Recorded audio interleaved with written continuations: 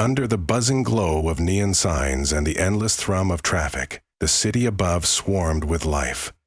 Few who walked its streets would suspect that beneath the reinforced concrete and dusty foundations lay a network of forgotten tunnels, older than recorded history, stone corridors steeped in occult misdeeds and drenched in the unsettling tang of ancient secrets. Even the city's oldest cathedrals were infants compared to these hidden sanctums, where dust motes slithered through shafts of moonlight that filtered in through collapsed ceilings. It was here, in the maze beneath the metropolis, that a sinister clandestine order prepared to enact its final, horrific design, the resurrection of a demon king, whose name was lost to the century. I first learned of this forbidden place from my grandfather, a reclusive man known for his obsession with old books and cryptic manuscripts. Whenever he talked about the city's underbelly, his voice grew tremulous, and his keen gray eyes seemed to lose their luster. He would speak of black mass ceremonies in labyrinthine tunnels, telling me stories in hushed tones as though the very walls might collapse under the weight of the unspeakable knowledge he carried. He never expected me to believe his wild claims of robed figures carrying out sacrilegious rites. Neither did I. At least not until I discovered, tucked away in his attic, a battered journal filled with his frantic scribblings. The entries described hidden entrances scattered around the old district, secret passages behind granite walls and abandoned subway stations. Diagrams of archaic glyphs were sketched alongside warnings. They gather every new moon, and the demon king grows restless. My grandfather insisted in each entry that a vile presence stirred below us, thirsting for liberation. What began as curiosity soon blossomed into obsession.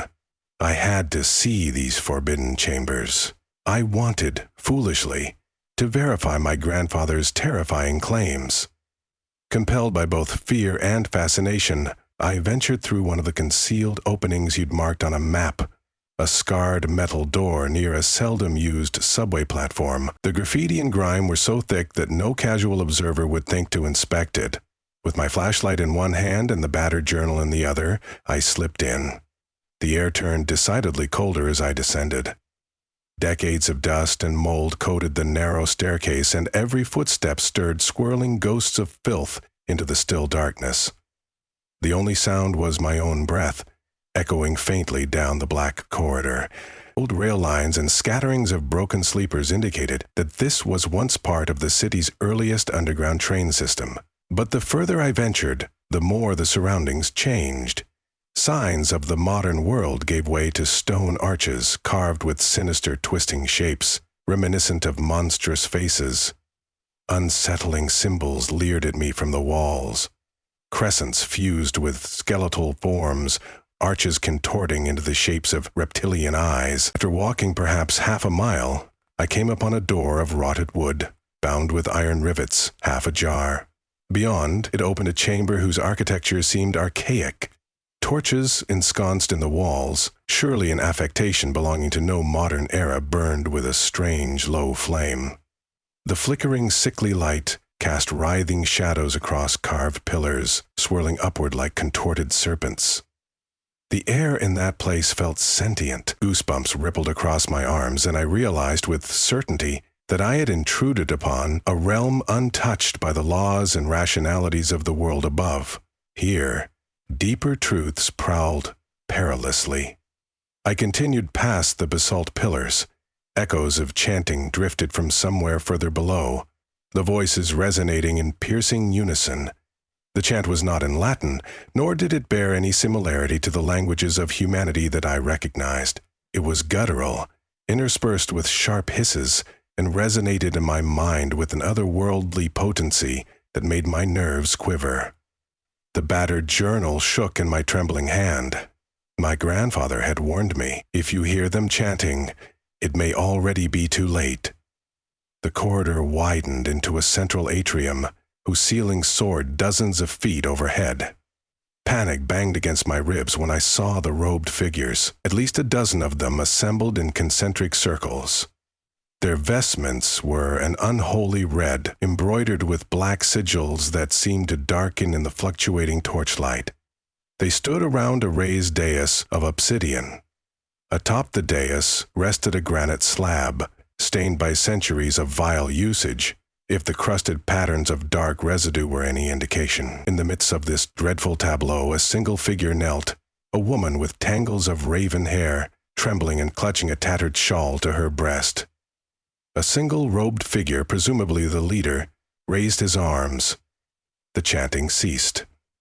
In the aching silence, I heard dripping water echo from a far corner. Then the figure's strident voice reverberated through the chamber, speaking words that shredded my composure. They evoked vile images of a world undone, visions of twisting vines and molten stone with a monstrous silhouette towering above a horizon of roiling skies. This silhouette matched the scattered Demon King sketches in my grandfather's book. Instinct clawed at me to run, but my legs refused to obey. They resumed their chanting, now more fervent. The woman on the dais was forced to lie down on the stone slab as two cultists pinned her arms above her. The leader pulled out a curved dagger. Its hilt was set with a massive ruby that pulsated like a diseased heart. My mind screamed for me to intervene, to shout, to do something. Yet dread anchored me to the spot, limbs bound by invisible chains of terror.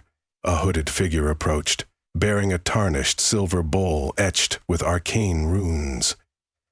The leader's chanting intensified, every syllable suctioning the air from the chamber. With a single, fluid motion, he brought the blade down toward the woman's chest, then halted an inch above her body. The chanting fell silent once more, the sudden absence of sound igniting an even deeper terror. The cult leader's voice reverberated. "If your heart is tainted with fear, O priestess of the old order, the Great One shall reject you. But if you embrace the Demon King in your soul, you shall be worthy to grant him passage." I watched, enthralled and horrified, as the woman shakily nodded. She took a ragged breath, tears falling, but her eyes seemed unnaturally focused, as though enthralled by a force greater than fear. The dagger descended, slow and deliberate, carving a shallow cut down the center of her chest. She winced, but made no outcry. Blood welled along the incision. The silver bowl was raised beneath it, catching each glimmering drop. When the bowl was full, they set it on an altar of blackened basalt, next to a parchment scroll covered in spiraling glyphs. At that moment, a strong sense of self-preservation finally usurped my curiosity. My heart pounding as loud as thunder, I edged backward, hoping to slink away unnoticed. But the circles of robed figures blocked the only exit I knew of. There, behind a half-broken pillar, was a small gap. I clenched the battered journal to my chest and crouched low, moving with hushed steps while the group's attention remained on the sacrifice. I slipped behind columns carved with demonic visages, their stone eyes boring into me accusingly. My body slick with cold sweat, I arrived at the gap, which opened into a slanted hallway. The stench of stagnant water rose to greet me. Dimly lit by distant torches, the corridor led deeper underground, or so it seemed. The chanting behind me began anew, more urgent this time. It felt as if the walls themselves trembled with that horrifying litany, compelled by an illogical sense that I had to know the full extent of their plans. I made my way down this new path. Water dripped from overhead, forming an oily slick across the floor. The corridor ended at a heavy iron portcullis, somehow still functional. Through the grating I could see a colossal chamber, with a towering archway at its far side. The arch was set with enormous stones engraved with demonic shapes contorted in agony, claws reaching out as though to snatch any unsuspecting soul.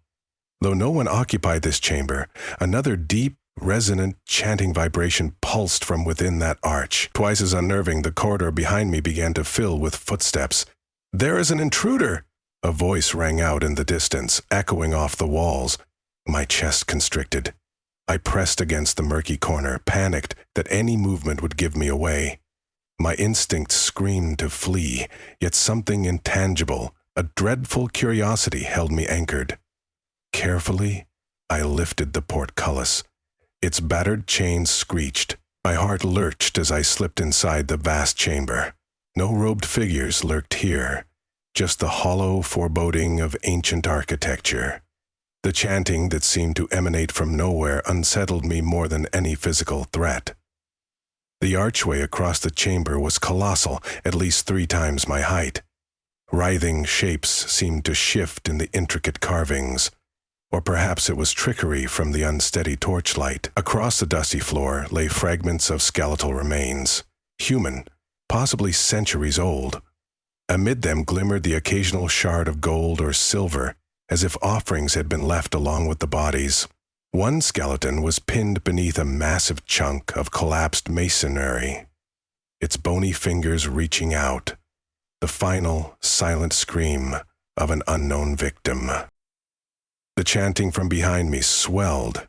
A robed figure entered, brandishing a staff topped with a flickering green gem. That gem illuminated the lines of the face beneath the hood, a gaunt visage, lips pressed tight in grim determination. "Stop!" he commanded, voice echoing. He advanced rapidly, staff raised as if it could channel some unholy power. I stood rooted, unsure whether to attempt escape. My indecision cost me seconds. By the time I managed to break into a run, another cultist blocked my path. Before I could fully process my precarious situation, the chanting from the archway grew louder, though not from any visible person. It was as if the stone itself, or something behind it, chanted in unison. The 2 cultists flanking me bowed their heads, muttering fervent incantations. And then the arch began to glow with a sickly radiance, trembling along its carvings. It was as though these demonic shapes actually breathed. A swirl of black wind whipped through the space, extinguishing half the torches. Darkness crept in, broken only by flickers of otherworldly green from that staff. The swirling wind carried with it a putrid smell, a stench of rot and decay.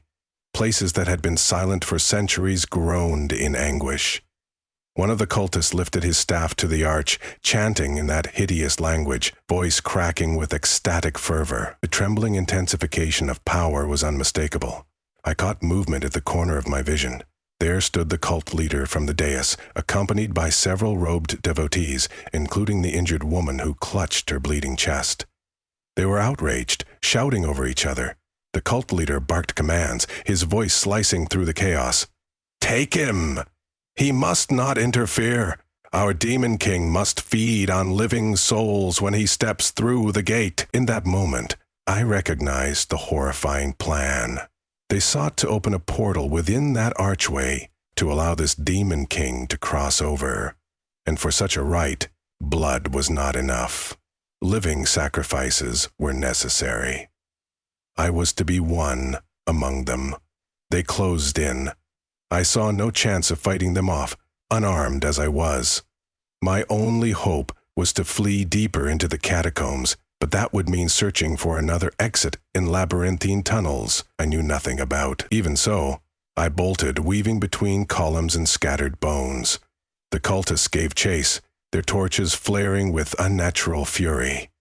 Though I expected them to be slowed by their billowing robes, an alarming vitality propelled them forward. My lungs burned as I dodged broken statues and toppled altars. The walls surrounding me were carved with more vile symbolism, cautioning any wanderer of the place's true nature. But I had no time to examine them. I spotted an angled passage to my right and veered into it. The chanting grew distant, replaced by the feverish echoes of footsteps. The passage twisted through cramped crawl spaces, sometimes dipping through dank water. I scrambled through it all, haunted by the knowledge that these corridors might lead nowhere. Eventually, my flashlight revealed a wooden ladder leading upward. Hope surged in my chest. I climbed, ignoring the protest in my muscles until I reached a small metal hatch. It rusted with age, but after a few desperate pushes, it broke open with a shriek of old hinges. Bruised and filthy, I emerged into an abandoned storeroom, lit only by cracks of orange streetlight seeping through the boarded windows above ground. From the glimpses of graffiti and crumbling plaster, I guessed I was in one of the city's old industrial zones. Echoes of pursuit still thundered in my ears, though no sign of the cultists appeared behind me. I slammed the hatch shut, quickly piling nearby debris on top of it. Feeling momentarily safe, I slid down the wall, struggling to catch my breath. My mind reeled from the horrors below, but I couldn't ignore the fact that they were not finished. The ritual to resurrect the Demon King was nearing completion, and if I did nothing, the world above would remain blissfully ignorant until it was too late. Drawing on the scraps of knowledge gleaned from my grandfather's journal, I tried to recall if there was any mention of how to stop the summoning. Flipping open the journal, I thumbed through his cryptic references to star alignments and archaic symbols. Then I found a particular note, written in frantic scrawl. Only the forbidden blade can revoke the Demon King's entry. Destroy the source that anchors him. Next to this ominous note was a drawing of an obsidian dagger. My grandfather wrote that the rightful guardians of the city had once sealed this dagger within the foundations of the sanctum to ensure no demon could be loosed again. But if the cult was actively performing the summoning, they might already have acquired it. Or perhaps it lay hidden, waiting to be found by someone brave or desperate enough to use it. Despite my terror, a pressing sense of duty overcame me. I had to try. I couldn't merely hide and wait for the end. With the battered journal clutched tight, I searched the cramped storeroom. A few rusted metal rods leaned against a corner. I grabbed one as a crude weapon. Enough time had passed that the cultists might be scouring the tunnels, so I needed an alternate route back into the underbelly. I kicked aside more debris and found another hatch, behind a pile of cardboard boxes. This one led to a separate shaft, likely an older entry to the labyrinth. With no small measure of dread, I descended once more. This second route was narrower, crawling with insects that skittered around my feet. After a few twisting passages, I spotted faint torchlight again dim, as if winking from a distance. My footsteps slowed. The chanting was fainter here, but steadily building. Summoning what little courage remained, I pressed on. The tunnel wound through cramped alcoves and then opened into a smaller chamber, its corners drowned in shadow. A single robed figure stood before a stone pedestal on which lay the obsidian dagger from my grandfather's sketches. Its slick black sheen glowed with an unearthly aura. The robed figure continuously chanted incantations over it, lifting a hand now and then to trace shapes in the air. Tendrils of smoke, dark as midnight, swirled around the blade's edge. Slowly, I set my journal down and crouched behind fallen rocks, analyzing my options. If that dagger was essential to stopping the ritual, I had to seize it, or destroy it. But how to get close without alerting the cultist who guarded it? I gripped the metal rod, my heart a drum in my chest. With painstaking silence, I edged closer. As I crept behind a shattered column, my shoe scraped a loose stone, and it clacked loudly against the floor. The chanting abruptly stopped. The robed figure whipped around, alarm flickering across a face pallid and haggard. Without hesitation, he lunged, voice curling into an incantation. Surges of cold, flickering light danced at his fingertips. To throw myself to the side, feeling a momentary blast of icy agony streak across my shoulder. Searing pain erupted, but adrenaline forced me to stay alert. I hefted the metal rod as he approached, chanting frenetically. The temperature in the room plunged, and a swirl of red sparks surrounded his upraised hands. I swung wildly at him. The rod connected with his staff, scattering the unnatural sparks in every direction. He snarled, a sound so feral it could hardly have come from a human throat. We circled each other, the dagger behind him on the pedestal. Desperation fueled me. I feinted left, then darted right. Swinging low, the rod cracked against his knee. The robed cultist howled. He plummeted, staff clattering against the floor. Instantly, I kicked it away, seized the obsidian dagger, and backed off. My shoulder throbbed, but I forced myself to focus. Metal rod in one hand, dagger in the other, I urged my battered body to move. Footsteps echoed from a connecting corridor. Reinforcements. A sudden quake disturbed the ground beneath my feet, dusty fragments raining from the ceiling. The demonic resonance had intensified, as if the entire subterranean structure was on the verge of collapse under the Demon King's rising power. Another quake almost toppled me. I scrambled out, clutching the dagger. My frantic dash led me deeper through the corridors, guided by the growing roar of chanting. Before long, I emerged onto a ledge overlooking the colossal central atrium again. The dais was now replaced by an enormous vortex swirling with black and crimson energies. The cult leader stood at the forefront, arms raised to the swirling void in the archway behind him. The robed figures around him swayed in a feverish trance. The woman still knelt on the dais, her blood-soaked robe nearly black, tracks of tears shining on her cheeks. Every nerve in my body shrieked panic, for within that swirling vortex I glimpsed an outline, a massive horned shape, writhing in eclipsed gloom. My grandfather's words echoed in my mind. Destroy the source that anchors him. The dagger glowed as I held it, as if reacting to the vile power radiating from the vortex. I worked my way down from the ledge, hugging the shadows. Only then did I see the hideous truth. At the foot of that swirling portal, a mound of human remains formed a nightmarish tapestry of bones and gore. Some skeletons were centuries old, but others belonged to more recent sacrifices. A steel chain dangled with manacles designed to hold living victims. Waves of nausea nearly brought me to my knees. Charging in was folly, yet I had no choice. Summoning a last burst of bravery, I began reciting the words my grandfather had scribbled, ancient phrases intended to repel or contain some unclean presence. For a moment, the demon's silhouette paused in its writhing, as if aware of an intrusion. The cult leader jerked around, glare locking on me. Fury blazed in his eyes.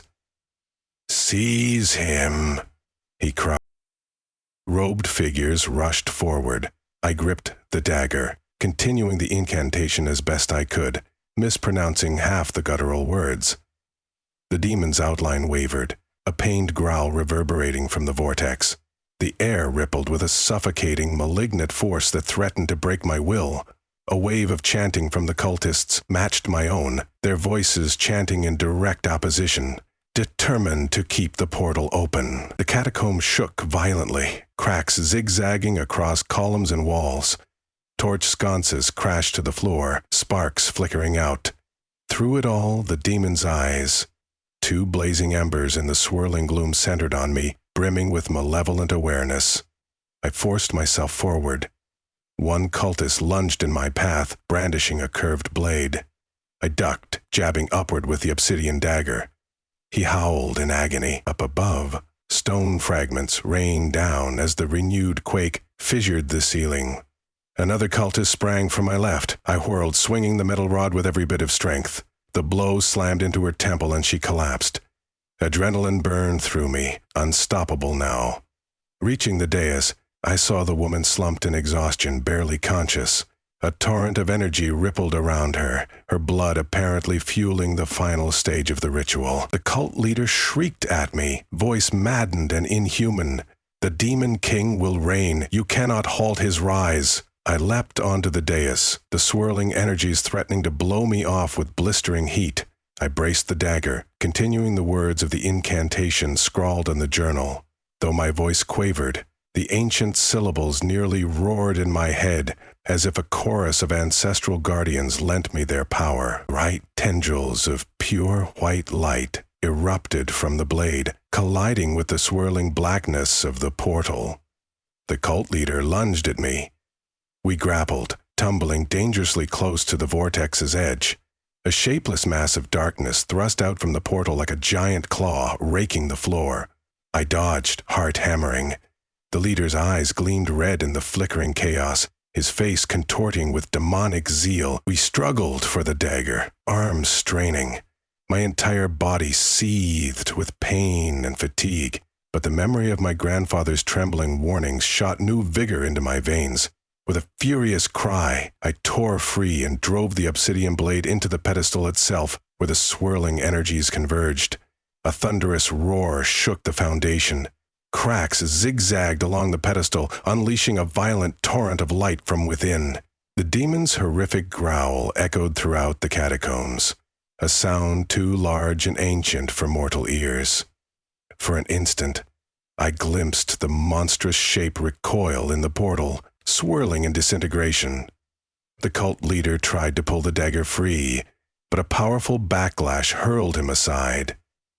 All around, robed figures screamed as the energies they had wielded turned against them in violent arcs.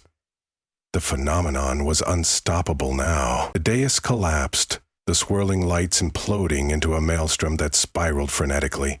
I grabbed hold of the unconscious woman, dragging her away from the crumbling dais. The catacombs shook in a deafening cacophony. The vortex closed in on itself, releasing a final shockwave of darkness that snuffed out every torch. The echoes of that titanic roar gradually faded into silence. Darkness swallowed the chamber, save for intermittent sparks from fallen torches. The dust settled slowly, revealing the collapsed dais, the chipped columns, and scattered remains of robed cultists who lay contorted on the floor.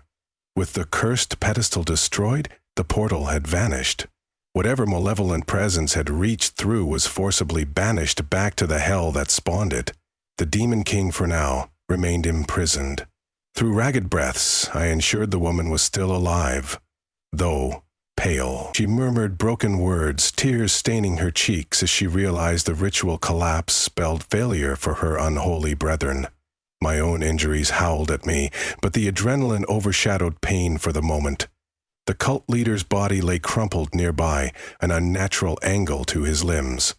The dagger, still embedded within the splintered pedestal, ceased its glowing, as if it had consumed the last of its power to fulfill its purpose. I tasted cold air, thick with dust. My mind reeled, trying to process the magnitude of what had occurred. But I knew that this victory was temporary. Even with the summoning thwarted, remnants of this vile cult undoubtedly remained in the labyrinth beneath the city. They would regroup, replan. Darkness never surrendered easily. Gently, I lifted the injured woman in my arms. She was barely conscious, her breath shallow. Though I held no sympathy for her part in the ritual, I could see that she too was a victim caught in a web of malevolent design. The catacombs still trembled, albeit weakly, as if the aftershocks of forbidden magic had not yet subsided. One by one, surviving torches flared, or else tumbled over into extinguishing pools of water. Summoning energy I barely possessed, I carried her back the way I had come. We skirted collapsed columns and motionless cultists, picking a path through the ravaged corridor. The silence was overwhelming, a silence that would haunt my dreams for years, broken only by the dripping of stagnant water through cracked ceilings. Eventually, after many uncertain turns, I found my makeshift exit. The ladder rose in the near distance, haloed by faint light from above. My heart drummed with relief. Laboring under the woman's weight, I ascended, fighting a wave of dizziness. Step by step, we emerged into the same abandoned storeroom from which I had re-entered the catacombs. Outside, the city glowed in oblivious splendor, the flickering streetlights and neon billboards shining across empty avenues. The sky had begun to lighten with the first hints of dawn. For a moment, I listened to the normalcy of the world, the humming of a distant generator, the soft rustling of wind, a siren moaning blocks away. It was impossible that the city above could remain so ordinary, so blissfully ignorant, oblivious to the monstrous attempt that had nearly unleashed a primeval evil into their midst. The woman in my arms stirred. She opened her eyes, confusion mingling with disbelief. You destroyed the portal," she managed. Her voice minced words through a numb haze. I nodded grimly. Perhaps seeing me as her rescuer, she allowed herself to slip back into unconsciousness, tears still moist on her face. Despite her earlier role, she was alive. I set her down carefully, leaning her against a wall, and stepped outside into the gray morning of an eerily silent street. My mind reeled with conflicting impulses. To expose these catacombs to the authorities, or to keep the secret for fear that attracting official attention might spark a more terrible resurgence? Yet I knew that ignoring the threat would give it room to regather strength.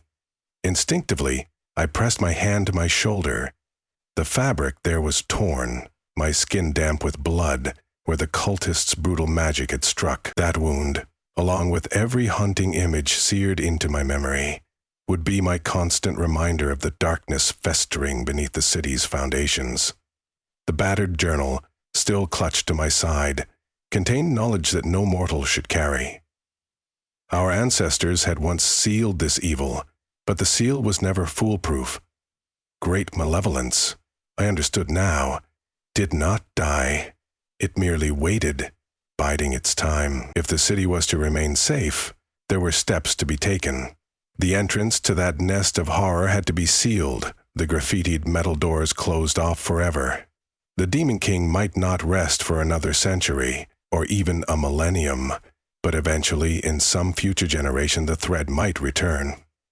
As I stood there, the first rays of sunrise glinted on the city's towering skyline.